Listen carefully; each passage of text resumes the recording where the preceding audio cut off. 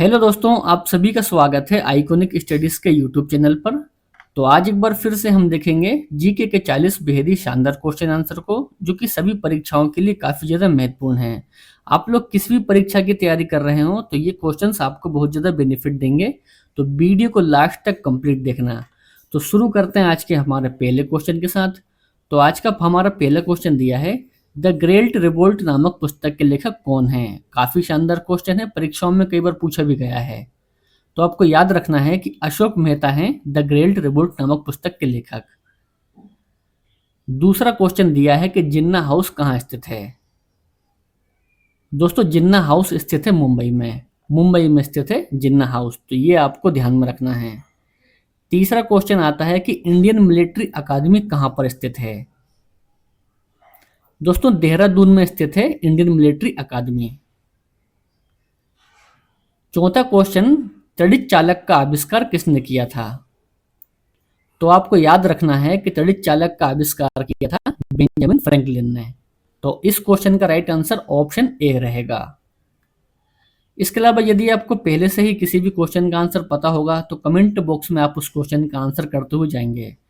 पांचवा क्वेश्चन आता है कि नटराज की प्रसिद्ध कांस्य मूर्ति किस कला का उदाहरण है। दोस्तों, आपको याद रखना है कि चोल कला का उदाहरण है नटराज की प्रसिद्ध कांस्य की मूर्ति। एटीपी का निर्माण किसमें होता है। आईएमपी क्वेश्चन मार्क करेंगे इस क्वेश्चन को हम, परीक्षाओं में कई बार पूछा गया है। तो एटीपी का निर्माण होता है माइटोकॉन्ड्रिया में। तो ये भी आप ध्यान रखेंगे। सातवां क्वेश्चन आता है कि मोबाइल फोन का आविष्कारक किसने किया था। देखिए, यदि आपको इस क्वेश्चन का आंसर पता है तो कमेंट बॉक्स में इस क्वेश्चन का आंसर कीजिए। मोबाइल फोन के आविष्कारक दोस्तों वे है मार्टिन कूपर। मार्टिन कूपर हैं मोबाइल फोन के आविष्कारक। सातवां क्वेश्चन, फ्यूहर के नाम से कौन प्रसिद्ध था। तो एडोल्फ हिटलर प्रसिद्ध था फ्यूहर के नाम से। नवा क्वेश्चन दिया है आपकी स्क्रीन पर, व्हाइट हाउस कहाँ स्थित है। तो कमेंट करके इस क्वेश्चन का आंसर बताइए आप सभी। तो व्हाइट हाउस स्थित है वाशिंगटन में। वाशिंगटन डीसी में स्थित है व्हाइट हाउस। जनगणना का महाविभाजक वर्ष किसे कहा जाता है। दोस्तों, जनगणना का महाविभाजक वर्ष कहलाता है 1921। 1921 कहलाता है जनगणना का महाविभाजक वर्ष। 11वां क्वेश्चन कि पिट्स इंडिया एक्ट किस वर्ष पारित हुआ। तो आपको याद रखना है कि 1784 में पारित हुआ था पिट्स इंडिया एक्ट। तो ऑप्शन नंबर सी 11वें क्वेश्चन का राइट आंसर। नेक्स्ट क्वेश्चन कि पशुपतिनाथ मंदिर कहाँ स्थित है। दोस्तों, ये सभी के सभी क्वेश्चन काफी ज्यादा महत्वपूर्ण है। आप किसी भी परीक्षा की तैयारी कर रहे हो तो वीडियो को बिल्कुल भी स्किप मत करना। तो आपको याद रखना है कि काठमांडू नेपाल में स्थित है पशुपतिनाथ मंदिर। तो बी हमारे 12वें क्वेश्चन का राइट आंसर। अगला क्वेश्चन आता है कि हमारी छोड़ी गई सांस की हवा में कार्बन डाइऑक्साइड की मात्रा कितनी होती है। दोस्तों, लगभग 4% की होती है हमारी छोड़ी गई सांस की हवा में कार्बन डाइऑक्साइड की मात्रा। तो ये भी आप ध्यान रखेंगे। इसके अलावा यदि आपको वीडियो पसंद आता हो तो वीडियो को लाइक जरूर कीजिए। 14वां क्वेश्चन दिया है कि विशेष आर्थिक क्षेत्र जिसे हम सेज कहते हैं की अवधारणा पहले कहाँ शुरू की गई। सेज की अवधारणा दोस्तों ये शुरू की गई थी चीन में। अगला क्वेश्चन कि सांता क्लास का मूल नाम क्या था। दोस्तों, आईएमपी क्वेश्चन मार्क कीजिए इस क्वेश्चन को। सांता क्लास का मूल नाम, तो आप याद रखेंगे कि सांता क्लास का मूल नाम था सेंट निकोलस। आगे बढ़ते हैं। काबा कहाँ स्थित है। दोस्तों, काबा स्थित है मक्का में। मक्का में स्थित है काबा। 17वां क्वेश्चन दिया है कि ज्वालामुखी के मुख को क्या कहा जाता है। तो आपको याद रखना है कि ज्वालामुखी के मुख को कहा जाता है क्रेटर। 18वां क्वेश्चन, वेटिकन शहर कहाँ स्थित है। फ्रांस में है, इटली में है, यूके में है या फिर यूएसए में है। तो आप याद रखेंगे कि इटली में है वेटिकन शहर। तो ऑप्शन नंबर बी 18वें क्वेश्चन का राइट आंसर। अगला क्वेश्चन आता है आपकी स्क्रीन पर और बेहद ही शानदार क्वेश्चन, वह स्थिति जिसमें कुल आय कुल लागत के बराबर हो क्या कहलाता है। तो प्यारे साथियों, ब्रेक इवन पॉइंट कहलाता है वह स्थिति जिसमें कुल आय कुल लागत के बराबर होती है। तो यानी कि ऑप्शन ए 19वें क्वेश्चन का right answer. Art of living के प्रतिपादक कौन हैं?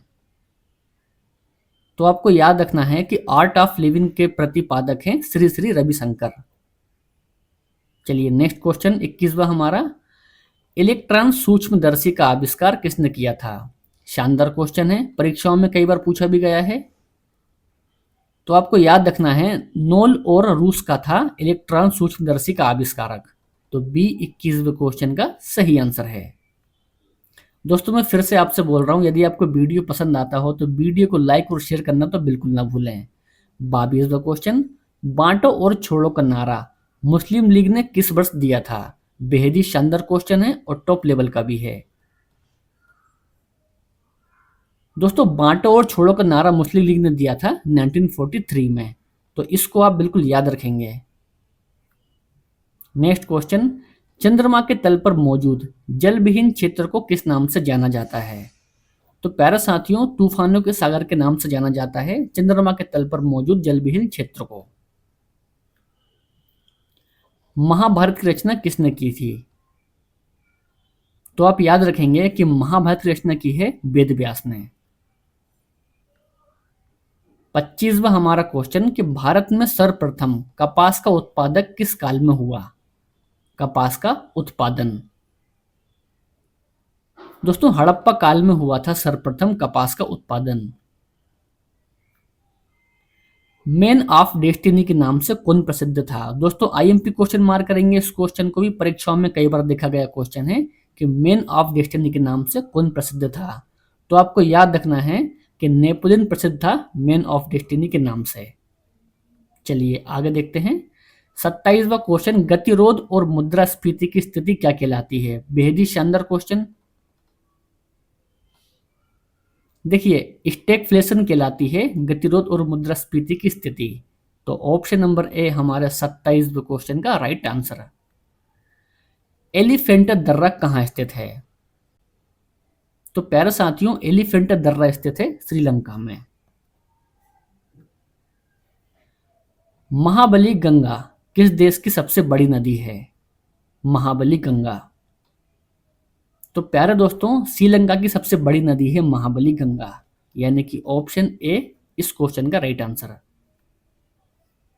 चलिए नेक्स्ट क्वेश्चन आता है, गुजरात राज्य की स्थापना किस वर्ष की गई थी? तो प्यारे साथियों 1960 में की गई थी गुजरात राज्य की स्थापना। इसके अलावा 1960 में महाराष्ट्र की भी स्थापना की गई थी। तो इस पॉइंट को भी आप याद रखेंगे 1960 में। पारिस्थितिक तंत्र में ऊर्जा का स्रोत क्या है? तो प्यारे साथियों, सूर्य है पारिस्थितिक तंत्र में ऊर्जा का स्रोत। नेक्स्ट, लिटिल कॉर्पोरल की उपमा किसे दी गई थी? तो प्यारे साथियों, नेपोलियन को दी गई थी लिटिल कॉर्पोरल की उपमा। ठीक है, चलिए next question, man of blood and iron के नाम से कौन प्रसिद्ध था? तो आंसर रहेगा इस क्वेश्चन का प्रिंस बिस्मार्क था प्रसिद्ध। 34वां क्वेश्चन, स्टैचू ऑफ लिबर्टी कहां पर स्थित है? तो प्यारे दोस्तों, न्यूयॉर्क में स्थित है स्टैचू ऑफ लिबर्टी। 35, पौधों में जल का परिवहन किसके माध्यम से होता है? तो प्यारे साथियों, पौधों में जल का परिवहन होता है जाइलम के माध्यम से। और यदि आपसे पूछे कि पौधों में खाद्य पदार्थ का परिवहन किसके माध्यम से होता है, तो उस समय हमारा आंसर रहेगा फ्लोएम। लेकिन हमारे इस क्वेश्चन का right answer option number A है, जल का परिवहन होता है जाइलम के माध्यम से। तो इस चीज को भी आप बिल्कुल याद में रखेंगे। 36वां क्वेश्चन आता है कि पौधों में खाद्य पदार्थों का परिवहन किससे होता है? देखिए तो कमेंट करके इस क्वेश्चन का आप आंसर बताएंगे मुझे। नेक्स्ट क्वेश्चन देख लेते हैं, लोहे की कमी से कौन सा रोग होता है? परीक्षाओं में कई बार पूछा गया है, इसलिए इस क्वेश्चन को हम आईएमपी मार्क करेंगे, इंपोर्टेंट क्वेश्चन। तो लोहे की कमी से रोग होता है एनीमिया। एनीमिया होता है लोहे की कमी से रोग। 38, इंडिया हाउस कहाँ स्थित है? तो प्यारे साथियों, लंदन में स्थित है इंडिया हाउस। तो ऑप्शन नंबर बी 38वें क्वेश्चन का एकदम राइट आंसर है। अगला question, father of English poetry के नाम से कौन प्रसिद्ध थे? फादर ऑफ इंग्लिश पोएट्री के नाम से। तो प्यारे साथियों, जेफरी चौसर प्रसिद्ध थे फादर ऑफ इंग्लिश पोएट्री के नाम से, तो इसको भी आप याद रखेंगे।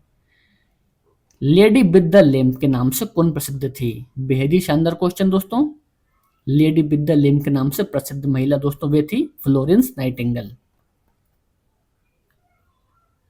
क्वेश्चन दिया है कि वेलिंगटन कप का संबंध किस खेल से है? मेरे प्यारे दोस्तों, इस क्वेश्चन का आंसर आप कमेंट बॉक्स में बताएंगे।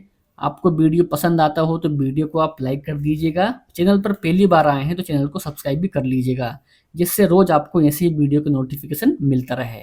तो मिलते हैं हम नेक्स्ट वीडियो में। जय हिंद, वंदे मातरम।